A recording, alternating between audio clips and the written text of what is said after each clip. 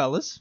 Today I'm going to teach you how to grind for XP and Armory points on Space Marine 2. This makes it so you can skip past the harder grinds of the game, making it so you can get to harder difficulties faster and grind out some weapons that you might want to level up before you do tackle those harder enemies.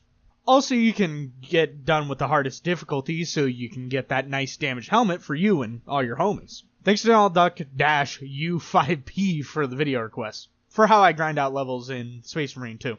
If you have a video you want me to make sure to request in the comments down below and give me a recommendation. And the next video I'm going to make is going to be about how much I hate the Thousand Suns in Space Marine 2. So to get ready for that, you should totally maybe subscribe. It'd be nice to help me out. So the first thing you're going to need to make this work is either for you to boot this up in solo or with a coherent team that knows what you're up to. This method of grinding XP requires everybody to be close together and fast, which is something that AI teammates do usually, and something that somebody who knows this plan will do easily.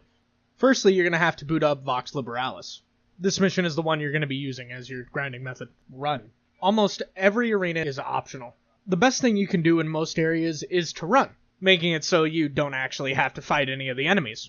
This is done in the first two sections with the elevator and door, with you dodging Tyranids like you're playing Resident Evil 2 and you're trying to speedrun it. This allows you to even skip any larger enemies that show up. But while you're walking through these areas, I would urge that you go and check for any armory data that you can with servo skulls, making it so the weapons you're upgrading are much easier to grind through, making them more powerful.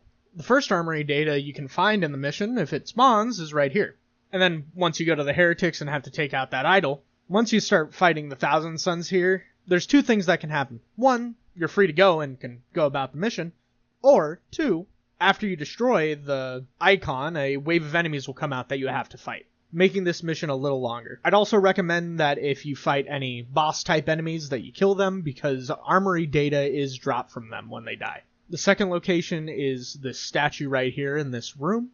And then all you have to do is get rid of another one of the sorcerer totems, squish that eye, and go up this elevator. From there you can run to the last area of the mission, with armory data possibly spawning here, to the left on this platform. And then once you get to the elevator, it's pretty much the same thing. But don't go down that elevator and have everybody there just yet, because there is an armory data in this exact room, blocked by one of the pillars in one of the corners.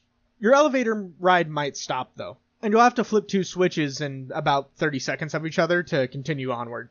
After that is the Demon Host boss fight, where you have to purge 4 Chaos Altars. Don't worry about the enemies too much, purge the Chaos Altars and move to the next one. Once the last Chaos Altar is destroyed, the mission ends. But before you end the mission, make sure to look for the last piece of armory data which spawns right to your left as you enter the Demon Host battle, where it's right next to a staircase near some bookshelves.